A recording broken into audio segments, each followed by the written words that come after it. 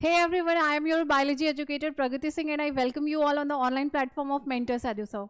तो बच्चों आज हम डिस्कस करने आए हैं कि क्या बायो में 360 में 360 स्कोर कर सकते हैं। तो बेटा हाँ कर सकते हैं। देखो बायो में 360 स्कोर करना क्यों इजी हो गया है, इजी तो नहीं है बट पॉसिबल है, क्योंकि जो आपका पेपर आता है वो बहुत ज़्यादा स्कोरिंग हो गया है, क्योंकि क्वेश्चंस जो है बेटा वो इजी पूछे जा रहे हैं और सिर्फ एनसीईआरटी से पूछे जा रहे हैं। तो अब पढ़नी आपको एनसीईआरटी ही है, 2 ही बुक पढ़नी है, बट आप उसको पढ़ो कैसे, सवाल ये उठता है, क्योंकि वही 2 बुक पढ़ के कुछ बच्चे 360 स्कोर करते हैं, कुछ 250, कुछ 200। तो आखिर बेटा उसको पढ़ना कैसे। तो सबसे पहले मैं आपसे ये बताना चाहूंगी कि जो बायोलॉजी होती है ना बेटा वो बहुत वोलेटाइल होती है। तो आप मतलब आपको बार बार रिवीजन करने की जरूरत पड़ेगी तभी वो रिटेन रहेगा, ठीक है। तो एनसीईआरटी को पढ़ना है बार बार। अब उसको पढ़ना किस तरह से है, ठीक है, कि हम 360 स्कोर कर सके। तो बायोलॉजी जो है ना आपकी एनसीईआरटी, वो इंफॉर्मेशन उसमें बहुत सारे हैं। अब वो ओशन है इंफॉर्मेशन की, तो आपको वो इंफॉर्मेशन याद रखना है। तो आप याद कैसे रखोगे। तो बेटा देखो आपने नोटिस किया होगा, जो चीज़ें आप सिर्फ रीड करते हो वो चीज़ें आप कुछ दिन बाद भूल जाते हो। अगर उस उन चीज़ों को आपने लिख लिया है तो वो आपको ज़्यादा समय तक याद रहता है। और अगर आपने उसको फ्लो चार्ट बना ली है उस पैराग्राफ की, या फिर अगर आपने डायग्राम से समझ लिया है तो वो और भी ज़्यादा टाइम के लिए रिटेन रहता है। तो एनसीईआरटी आपको पढ़नी कैसे है। मान लो आपने एक चैप्टर स्टार्ट किया, तो साथ में नोटबुक और पेंसिल रखो। हर एक लाइन की मतलब समझने की कोशिश करो। अगर लाइंस नहीं समझ में आते हैं तो अपने टीचर से पूछो, ठीक है। लाइंस को समझने की कोशिश करो और कंक्लूजन जो निकलता है उस लाइन का वो एनसीईआरटी में लिखो। और सारे लाइंस जो है ना बेटा वो आप खुद से लिखो, समझो, फ्लो चार्ट बनाओ, हो सके तो डायग्राम बना के उसको समझने की कोशिश करो।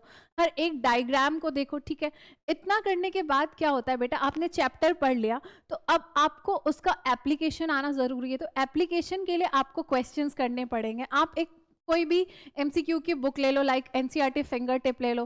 तो एनसीईआरटी पढ़ने के बाद आप टॉपिक वाइज भी उसमें आपको क्वेश्चंस मिल जाएंगे। तो टॉपिक करने के बाद क्वेश्चंस लगाओ या फिर चैप्टर करने के बाद क्वेश्चंस लगाओ।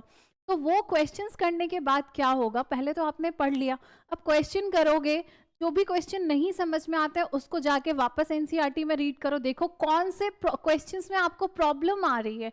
उस पैराग्राफ, उस क्वेश्चन से रिलेटेड जो कंसेप्ट है उसको बार बार करने की कोशिश करो। देखो जहां पर बेटा अभी फंस रहे हो ना, बाद में भी वहीं पर फंसोगे। तो प्रॉब्लम अगर तुम उससे निकल जाते हो ना, अगर उन क्वेश्चंस को कर लेते हो तो फिर आप अप्लाई करोगे। समझ में आ रहा है। जो हर्डल वही है, जो क्वेश्चंस आपसे नहीं बन रहे, क्यों नहीं बन रहे, उस कंसेप्ट को पढ़ो, उस थ्योरी को देखो, फिर देखो क्वेश्चंस बनने लगेंगे। क्वेश्चन बनाने के लिए आपको क्या तरीका अपनाना है, क्वेश्चंस जो लग रहे हैं उसमें टिक कर दो, जो नहीं बन रहे क्वेश्चन उसमें मार्क कर दो, ठीक है, सर्कल लगा दो।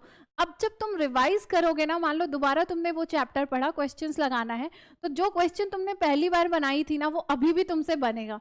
लेकिन जो क्वेश्चन में तुमने सर्कल करा हुआ है उस क्वेश्चन में अगर तुम फंस रहे हो, मतलब तुम्हारा वो अभी भी नॉलेज अधूरा है, तो वापस से जाके उस पैराग्राफ के को पढ़ो जहां से वो क्वेश्चन पूछा गया है, टीचर से पूछो और वो कंसेप्ट क्लियर करो।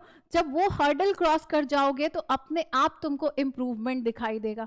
तो और क्या करना है बेटा, एनसीईआरटी पढ़ना है और प्रीवियस ईयर क्वेश्चंस भी लगाने हैं आपको। प्रैक्टिस के लिए आप फिंगर टिप लगा लो, बट प्रीवियस ईयर क्वेश्चंस आपको जरूर लगाना है, क्योंकि प्रीवियस ईयर क्वेश्चन करने से आपको समझ में आएगा कि जो एग्जामिनर है उसका फेवरेट टॉपिक क्या है एंड क्वेश्चन किस तरह से फ्रेम हो रहे हैं।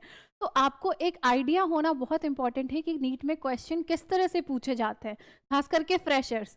तो पीवाईक्यूज बहुत इंपॉर्टेंट है और पीवाईक्यूज की एनालिसिस करो कि कहाँ से क्वेश्चन आ रहा है, क्यों नहीं हो रहा है, ठीक है। और अगर चैप्टर पढ़ने के बाद पीवाईक्यूज लग रहे हैं आपके, मोस्टली अगर आप 5-10 ईयर्स का क्वेश्चन तो लगा ही लो, 10 ईयर्स मिनिमम लगा लो। क्वेश्चंस लग रहे हैं मतलब टॉपिक क्लियर है, क्वेश्चन नहीं लग रहे हैं मतलब टॉपिक में मेहनत करने की जरूरत है। अब तुमने एक चैप्टर पढ़ लिया है मान लो, तो उसको छोड़ नहीं देना है, रिवीजन करो, फ्रीक्वेंट रिवीजन करते रहो एनसीईआरटी की, बायो की। अगर तुम फ्री बैठे हो तो उसको पढ़ते रहो, कोई प्रॉब्लम नहीं है। अगर जो चैप्टर तुम्हें आती है उसको भी बेटा बार बार पढ़ो। तुम नोटिस करोगे कि जब तुम दोबारा पढ़ते हो तो तुम्हें कुछ नया मिल ही जाता है।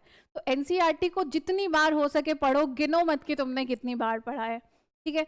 और बेटा हमारा जो वरदान बैच है उसको उसमें सारे लेक्चर्स आपको करवाए जाएंगे, बिल्कुल फ्री लेक्चर्स है, उसकी हेल्प लो, बहुत हेल्पफुल होगा। एनसीईआरटी, हम एनसीईआरटी ही फॉलो कर रहे हैं, फिजिक्स केमिस्ट्री बायोलॉजी की, तो एनसीईआरटी फॉलो कर रहे हैं, तो आप वो हमारे लेक्चर्स देखो, फिर क्वेश्चंस लगाओ बेटा, इम्प्रूवमेंट आपको अपने आप दिखेगा और आप ज़रूर 360 स्कोर कर पाओगे। लेकिन बेटा मेहनत आपको भी करनी पड़ेगी, मतलब साथ में करना पड़ेगा। लेक्चर्स देखने के बाद बेटा आपको जो भी बताया जाता है वो करो, टेलीग्राम चैनल पे क्विज एंड डीपीपीज जाते हैं वो करो, इतना करो बेटा, फिर 360 कर सकते हो आराम से। All the best, thank you.